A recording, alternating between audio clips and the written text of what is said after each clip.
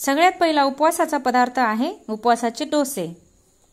तर त्यासाठी मी इथे अर्धी वाटी भगर घेतली आहे आणि पाव वाटी साबुदाणे घेतलेत। तर अर्धी वाटी भगर आणि साबुदाणे हे 8 ते 10 तास भिजत ठेवायचे आहेत। जर आपल्याला सकाळी फराळाचा पदार्थ बनवायचा असेल तर रात्री तुम्ही भिजायला ठेवू शकतात। तर 8 ते 10 तासांनी साबुदाणे आणि भगर अगदी छान असे भिजलेले आहेत। साबुदाणे अगदी मऊसूत झालेले आहेत। त्यानंतर आता इथे मी मिक्सरचं भांडं घेतलंय आणि त्यामध्ये भिजवलेले साबुदाणे टाकून घेतलेत।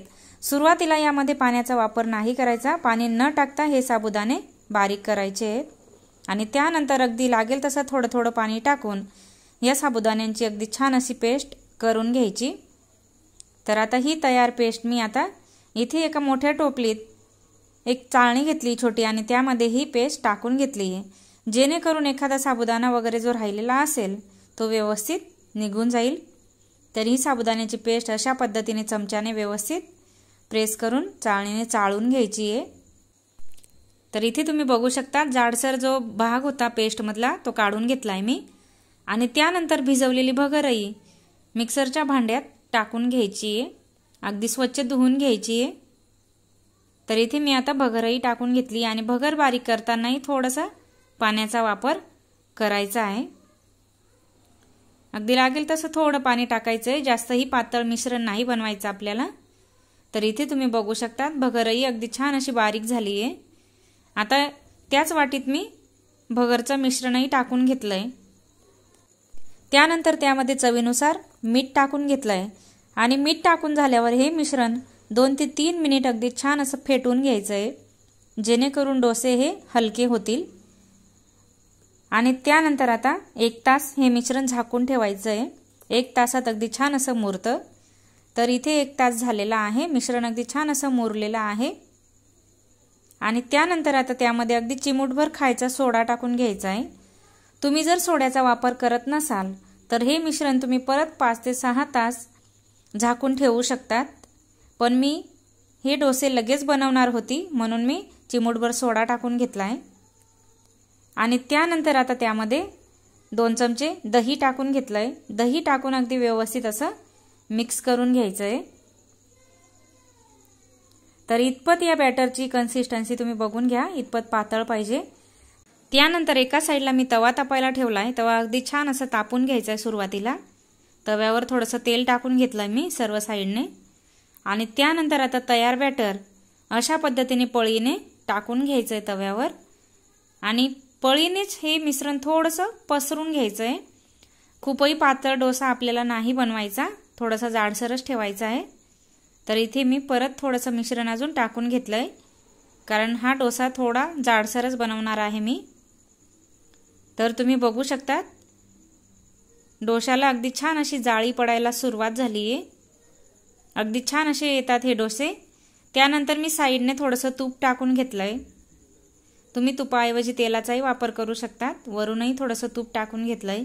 तर डोशाची एक साईड अगदी छान अशी कोरडी झाली आहे आणि त्यानंतर आता उलटणीने साईडच्या कडा व्यवस्थित लूज करून डोशाची साईड चेंज करून घ्यायची आहे। तर तुम्ही बघू शकता हा डोसा तव्याला अजिबात चिटकत नाही, अगदी छान असा येतो। तर डोसा शिजून तयार आहे, मस्त दोन्ही साईडही अगदी छान अशा भाजल्या गेल्या आहेत। तयार डोसा मी आता काढून घेते आणि राहिलेल्या मिश्रणाचे अशा प्रकारे सर्व डोसे मी आता बनवून घेते। तर अशा प्रकारे तुम्ही उपवासासाठी अगदी पोटभरीचा असा पदार्थ हा बनवू शकतात। तर इथे आता सर्व डोसे तयार झालेत, मी हिरव्या चटणी बरोबर ते सर्व केलेत। तुम्ही हवं तर नुसतेही खाऊ शकतात किंवा उपवासाचं जे लोणचं येतं त्याच्यासोबतही खाऊ शकतात। तर तुम्ही बघू शकता अगदी कुरकुरीत आणि मऊ सूत असे डोसे तयार झालेत। त्यानंतर पुढचा उपवासाचा पदार्थ आहे उपवासाची बर्फी। तर त्यासाठी इथे 1 वाटी भाजलेले शेंगदाणे घेतलेत मी, साल काढून घेतलेत। त्यानंतर 1 वाटी राजगिरा पीठ, 1 वाटी गूळ, 1 वाटी तूप आणि अर्धा चमचा वेलची पावडर घेतली आहे। आणि इथे आता भाजलेले जे शेंगदाणे आहेत ते मिक्सरच्या भांड्यात टाकून बारीक करून घ्यायचे। हे शेंगदाणे बारीक करताना मिक्सर चालू करायचं, थोडंसं बंद करायचं, चालू करायचं, अशा पद्धतीने हे वाटण करून घ्यायचं शेंगदाण्याचं। त्यानंतर एका साईडला आता कढई तापायला ठेवली आणि त्यामध्ये 1 वाटी जे तूप घेतलंय ते पूर्ण टाकून घ्यायचंय। तूप व्यवस्थित गरम झालं की त्यानंतर इथे जे राजगिऱ्याचं पीठ घेतलेलं आहे ते टाकून घ्यायचं। अगदी पौष्टिक अशी ही बर्फी आहे। तर हे राजगिऱ्याचं पीठ आता 3 ते 4 मिनिट मी सुरुवातीला भाजून घेतलंय अगदी छान। परत मी अजून 3 ते 4 मिनिट व्यवस्थित भाजून घेते। हे पीठ भाजताना तुपाचा वापर भरपूर असल्याने पीठ भाजायला खूप काही वेळ नाही लागत आणि अगदी व्यवस्थित असं पीठ भाजलं जातं। तर इथे तुम्ही बघू शकता पिठाचा रंग अगदी छान असा चेंज झालाय। त्यानंतर त्यामध्ये आता शेंगदाण्याचं जे कूट करून घेतलंय ते टाकून घेतलं। गॅसची फ्लेम आता मी लो केली आहे, कारण आपण भाजलेले शेंगदाणे वापरले असल्यामुळे शेंगदाण्याचं कूट टाकून खूप काही परतवायची गरज नाही।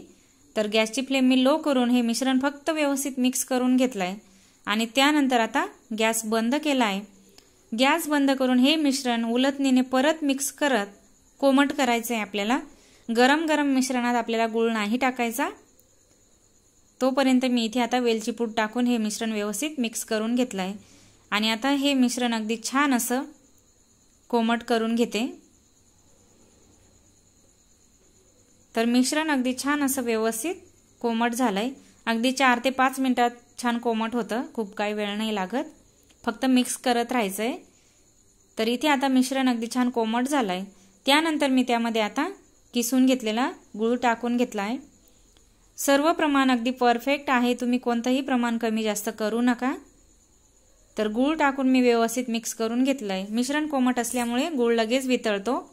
त्यानंतर इथे मी एक लहान ताट घेतलंय, ताटाला थोडं तूप लावून घेतलंय आणि तयार मिश्रण आता ताटात टाकून घेतलंय। उलटणीने व्यवस्थित सेट करून घ्यायचंय। तुम्ही हवं तर यासाठी लहान मुलांचे जे स्टीलचे टिफिन येतात ते टिफिनही वापरू शकतात, त्याच्यामध्येही टाकू शकतात हे मिश्रण। तर मी व्यवस्थित सेट करून घेतलंय। वरून थोडे पिस्ता आणि बदामचे काप टाकून घेतलेत, जेणेकरून दिसायलाही ही बर्फी अगदी छान दिसेल।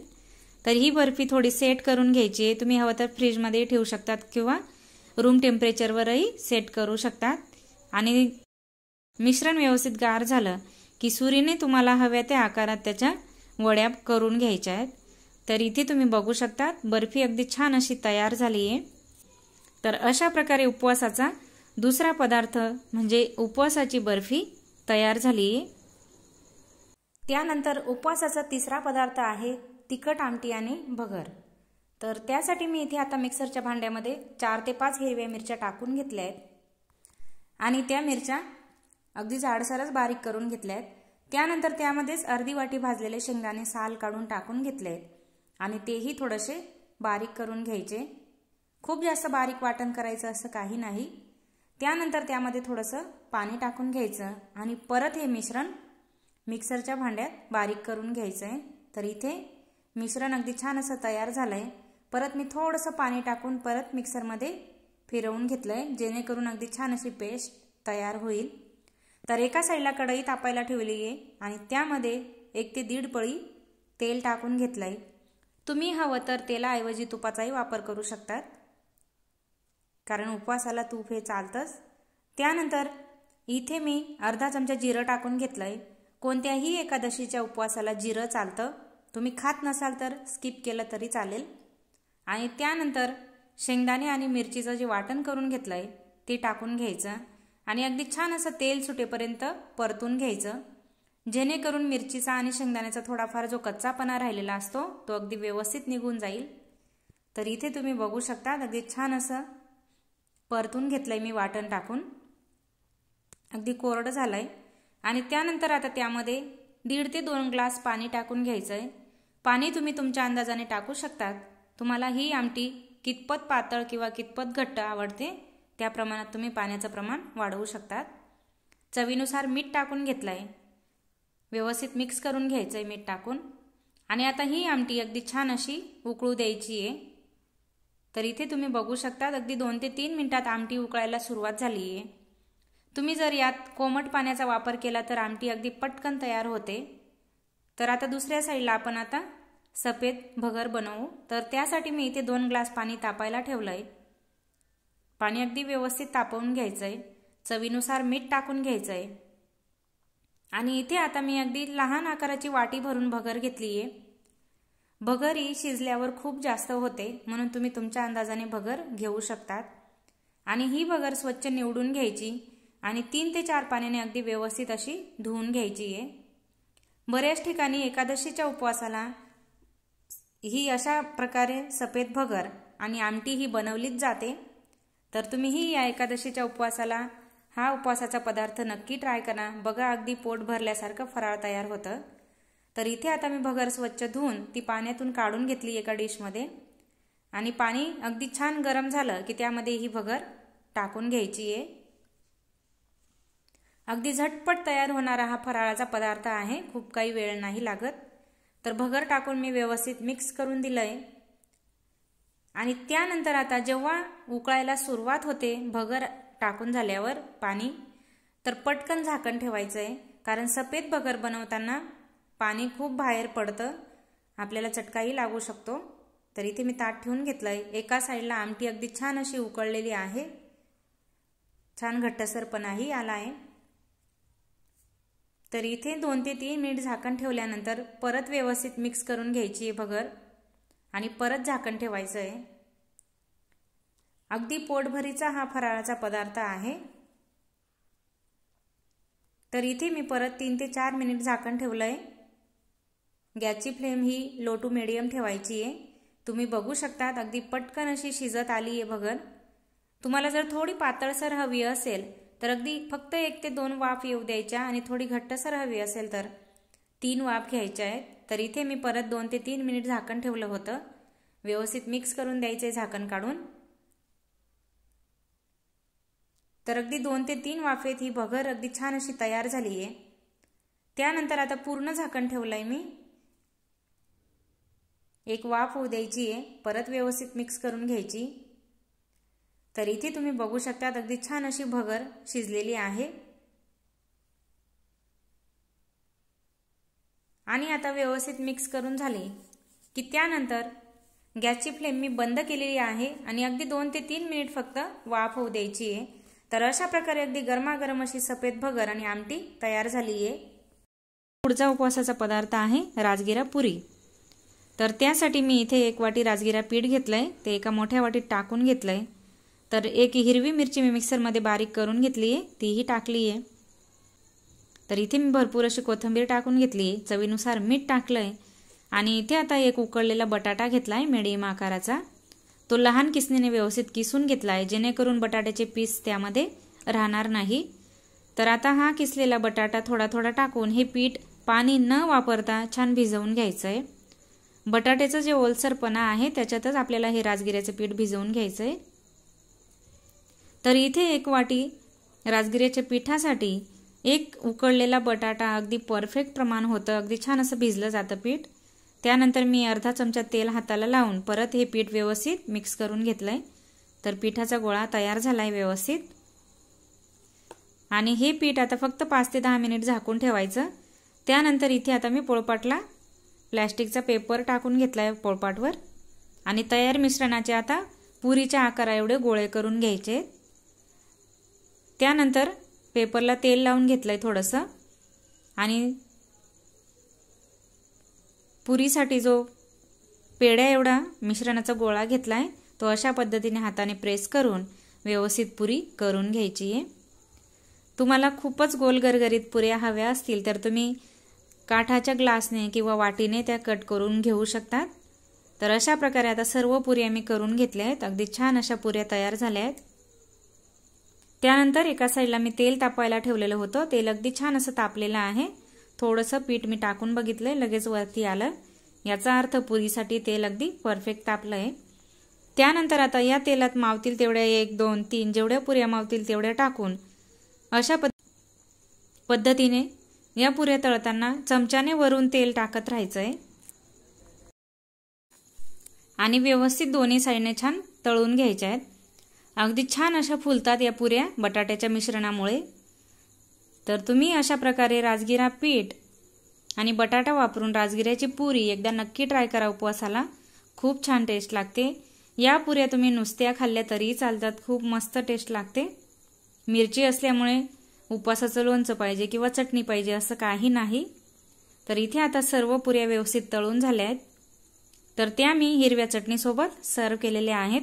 ही हिरवी चटणी मी खोबरं दही, शेंगदाणे, कोथिंबीर टाकून तयार केली आहे। त्यानंतर पुढचा उपवासाचा पदार्थ आहे राजगिरा पराठा।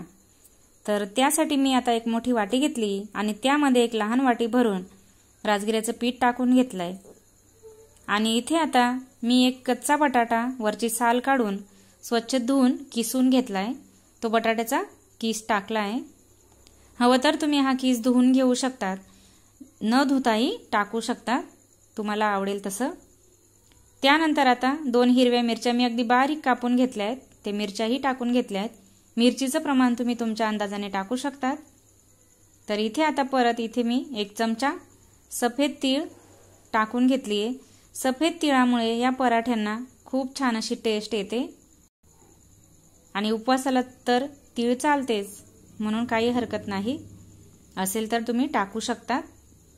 त्यानंतर चवीनुसार मीठ टाकून घ्यायचंय आणि इथे आता पाव चमचा जिरं टाकलंय मी। कोथिंबीर घेतली आहे मी, कोथिंबीर व्यवस्थित बारीक कापून टाकून घ्यायची आहे। आणि आता लगेच पाण्याचा वापर नाही करायचा, कारण बटाट्याच्या किसचा जो ओलसरपणा आहे तो व्यवस्थित मिक्स करून घ्यायचा, जेणेकरून आपल्याला पाण्याचा अंदाज येईल। आणि व्यवस्थित मिक्स झाल्यानंतर मग थोडं थोडं पाणी टाकून आपल्याला हे बॅटर अगदी छान असं भिजवून घ्यायचं आहे। आपल्याला चमच्यानेच तव्यावर पराठे करायचे आहेत, म्हणून आपण तव्यावर चमच्याने पसरवू शकू इतपत पातळ हे बॅटर करायचं आहे। खूप घट्टही नाही आणि खूप पातळही नाही। तर इथे तुम्ही बघू शकता बॅटरची कन्सिस्टन्सी इतपत पातळ हे करायचं आहे। तर इथे आता पीठ अगदी छान असं भिजून तयार आहे। तर एका साईडला मी आता तवा तापायला ठेवला आहे। तवा अगदी छान असा व्यवस्थित तापला आहे। सुरुवातीला तव्यावर थोडंसं तेल टाकून घ्यायचं आहे, जेणेकरून तव्याला हा पराठा चिटकणार नाही। आणि पहिला पराठा बनवताना तवा अगदी व्यवस्थित गरम करून घ्यायचा आहे। तेल टाकून झाल्यावर आता तयार मिश्रण अशा पद्धतीने 2 ते 3 चमचे टाकून घ्यायचंय। तुम्ही कितपत मोठा पराठा करणार त्या प्रमाणात तुम्ही हे पीठ टाकू शकता आणि चमच्याने आता हा पराठा व्यवस्थित तयार करून घ्यायचा आहे तव्यावरच। तुम्हाला जर कुरकुरीत पराठा हवा असेल तर हे मिश्रण तुम्ही थोडंसं पातळ पसरवा आणि जर वयस्कर व्यक्तींना देणार असाल तर थोडं जाडसर करा। आणि यामध्ये आपण बटाट्याच्या किसचा वापर केलेला असल्यामुळे हे पराठे वातड होत नाही। शक्यतो आपण उपवासाला एखादा पदार्थ बनवला की तो लगेच गरमागरम खाल्ला जातो। तर इथे 1 मिनिटभर झाकण ठेवून घेतलंय। 1 मिनिटानंतर उलटणीने पराठ्याच्या साईड थोड्या व्यवस्थित लूज करून घ्यायच्या आणि आता पराठ्याची साईड चेंज करून घ्यायची आहे। तुम्ही हवं तर तेल किंवा तुपाचा वापरही करू शकता पराठा भाजताना। तर अशा प्रकारे अगदी छान असा दोन्ही साईडने पराठा भाजून झालाय। तर तो मी आता काढून घेते आणि अशा प्रकारेच राहिलेल्या मिश्रणाचेही पराठे मी बनवून घेते। अगदी पोटभरीचा हा उपवासाचा फराळ होऊ शकतो। तुम्हाला सकाळी जर तुम्ही नाश्त्यासाठी हे पराठे बनवून खाल्ले तर दिवसभर भूकही लागणार नाही, इतका छान हा फराळ तयार होतो। तर अशा प्रकारे सर्व पराठे तयार झालेत। त्यानंतर पुढचा उपवासाचा पदार्थ आहे भगरचे पराठे। तर त्यासाठी मी इथे 1 वाटी भगर 15 ते 20 मिनिट आता पाण्यात भिजत ठेवणार आहे। ही भगर भिजायला ठेवायच्या आधी ती 3 ते 4 पाण्याने स्वच्छ धुवून घ्यायची, जेणेकरून जी पावडर वगैरे लागलेली असते भगरला ती व्यवस्थित निघून जाईल। स्वच्छ धुवून घ्यायची आहे आणि आता स्वच्छ पाणी टाकून 15 ते 20 मिनिट ही भगर भिजू द्यायची आहे। तोपर्यंत एका साईडला इथे मी 1 वाटी शेंगदाणे घेतलेत। ते शेंगदाणे अगदी छान व्यवस्थित भाजून घ्यायचे आणि इथे आता एक मोठ्या आकाराचा बटाटा मी साल काढून धुवून घेतलाय, तो बारीक किसणीने किसून घेते। तुम्ही हवं तर जाड किसणी वापरू शकतात, तुमच्याकडे जी किसणी असेल ती। तर हा किस आता मी पाणी टाकून स्वच्छ धुवून घेते, तुम्ही न धुता टाकला तरी चालेल। तर आता पाण्यातून हा किस काढून व्यवस्थित कोरडा करून घ्यायचा आहे। तोपर्यंत इकडे आता 15 ते 20 मिनिटांनी भगर अगदी छान अशी भिजलेली आहे। तर ही भिजवलेली भगर मी एका डिशमध्ये काढून घेते। अशा पद्धतीने जर आपण पाण्यातून हाताने भगर काढली तर तिच्यामध्ये थोडीफार जे माती किंवा रेती असते ती निघून जाते, म्हणून भगर आधी स्वच्छ धुवून आणि ती अशी काढून घ्या। तर भिजवलेली भगर मी मिक्सरच्या भांड्यात टाकून घेतली आहे। त्यानंतर त्यामध्ये आता 3 लहान आकाराच्या मिरच्या टाकल्या आहेत मी। मिरच्या तुम्ही तुमच्या अंदाजाने टाकू शकतात। त्यानंतर भाजलेले शेंगदाणेही साल काढून मिक्सरच्या भांड्यात टाकून घेतलेत। चवीनुसार मीठ टाकायचं आहे आणि आता लागेल तसं थोडं थोडं पाणी टाकून हे मिश्रण अगदी छान असं बारीक करून घ्यायचं आहे। तर इथे तुम्ही बघू शकता मिश्रण अगदी छान असं तयार झालंय। आणि त्यानंतर आता मिक्सरच्या भांड्यातही मी थोडंसं पाणी टाकून तेही याच्यात टाकून घेतलंय, दुसऱ्या पाण्याचा वापर करण्यापेक्षा। आणि इथे आता कोरडा करून घेतलेला बटाट्याचा किसही टाकून घेतलाय। बटाट्याचा किस अगदी कोरडा करून घ्यायचा आहे हाताने पिळून। तर किस टाकून व्यवस्थित मिक्स करून घ्यायचं आहे आणि खूप जास्त पातळसरही मिश्रण नाही करायचं, इतपतच हे पातळ पाहिजे। तर एका साईडला तवा तापायला ठेवलेला होता, तवा अगदी छान असा तापलेला आहे। तर तव्यावर मी आता थोडंसं तेल टाकून घेतलंय, सर्व साईडने व्यवस्थित पसरवून घ्यायचं तेल आणि सुरुवातीला तवा अगदी छान असा गरम करून घ्यायचा आहे। आणि त्यानंतर आता तयार मिश्रण 3 ते 4 चमचे अशा पद्धतीने टाकून चमच्यानेच व्यवस्थित पराठा पसरवून घ्यायचा आहे। तर इथे पराठा अगदी छान तयार झालाय। 1 ते 1.5 मिनिट मी झाकण ठेवलंय। तर 1 ते 1.5 मिनिटांनी एक साईड अगदी छान अशी कोरडी होते, दुसरी साईड चेंज करून दोन्ही साईड अगदी छान अशा भाजून घ्यायच्या। आणि हा पराठा तुम्ही कितीही वेळ बनवून ठेवला तरी तो अजिबात वातळ होणार नाही, कारण आपण त्यामध्ये बटाट्याचा वापर केलेला आहे। बऱ्याच मैत्रिणी फक्त शेंगदाणा आणि भगर वापरून हे पराठे करतात, म्हणून ते वातळ होतात। तर यामध्ये जर तुम्ही कच्चा बटाटा टाकून हे पराठे बनवले तर अगदी छान राहतात। तर इथे आता सर्व पराठे तयार झालेत। मी ते हिरव्या मिरचीसोबत, तळून घेतलेल्या मिरचीसोबत सर्व केले आहेत। त्यानंतर पुढचा उपवासाचा पदार्थ आहे तिखट भगर। तर त्यासाठी मी इथे कढई तापायला ठेवून 1 पळी तेल टाकून घेतलंय आणि इथे आता 2 हिरव्या मिरच्या मी अशा उभ्या कापून घेतल्यात, त्याही तेलात टाकून घेतल्यात। मिरची तेलात अगदी व्यवस्थित अशी परतून घ्यायची आणि त्यानंतर एक कच्चा बटाटा वरची साल काढून अशा पद्धतीने बारीक कापून घेतलेला होता, तो बटाटा टाकून घेतलाय कढईत। बटाटे टाकून व्यवस्थित मिक्स करून घ्यायचं आणि 2 ते 3 मिनिट झाकण ठेवायचंय। बटाट्याच्या फोडी या बारीक केलेल्या असल्यामुळे त्या अशा पद्धतीने 2 ते 3 मिनिटात अगदी छान अशा शिजत येतात। बटाटे शिजायला खूप काही वेळ लागतो असं काही नाही। तर इथे आता 2 ते 3 मिनिटांनी मी व्यवस्थित बटाट्याच्या फोडी मिक्स करून घेतल्यात आणि परत अजून 1 मिनिटभर झाकण ठेवते। तर 1 मिनिटानंतर परत व्यवस्थित मिक्स करून घ्यायचंय आणि इथे आता शेंगदाण्याचं कूट घेतलंय मी 2 ते 3 चमचे भाजलेल्या शेंगदाण्याचं, तेही टाकून व्यवस्थित मिक्स करून घ्यायचंय। खूप काही भाजायला पाहिजे अशी काही गरज नाही। तर शेंगदाण्याचं कूट टाकून व्यवस्थित मिक्स झालंय आणि त्यानंतर त्यामध्ये आता 1 ते 1.5 ग्लास पाणी टाकून घ्यायचंय। तुम्ही किती प्रमाणात भगर घेतली त्या प्रमाणात तुम्ही पाण्याचा वापर करू शकतात। चवीनुसार मीठ टाकून घ्यायचंय आणि आता या पाण्याला अगदी छान अशी उकळी येऊ द्यायची आहे। उकळी आल्याशिवाय आपल्याला भगर टाकायची नाही। तर इथे आता एका साईडला अर्धी वाटी भगर घेतली आहे, खूप जास्त भगर नका घेऊ। ती 3 ते 4 पाण्याने स्वच्छ धुवून घेतली आहे आणि आता रसाही छान उकळायला सुरुवात झाली आहे, त्यामध्ये ही धुतलेली भगर टाकून व्यवस्थित मिक्स करून घ्यायची। एक गोष्ट लक्षात ठेवायची, तिखट भगर बनवताना उकळायला सुरुवात झाली की लगेच झाकण ठेवायचं, नाहीतर बाहेर शिंतोडे उडू शकतात। तर इथे आता 2 ते 3 मिनिट मी झाकण ठेवलं होतं। 2 ते 3 मिनिटांनी भगर व्यवस्थित मिक्स करून द्यायची आहे। परत 2 ते 3 मिनिट झाकण ठेवायचं आहे। भगर शिजायला खूप काही वेळ लागतो असं काही नाही, अगदी 4 ते 5 मिनिटात भगर व्यवस्थित शिजते। तर इथे परत झाकण काढून व्यवस्थित मिक्स करून द्यायचं आहे।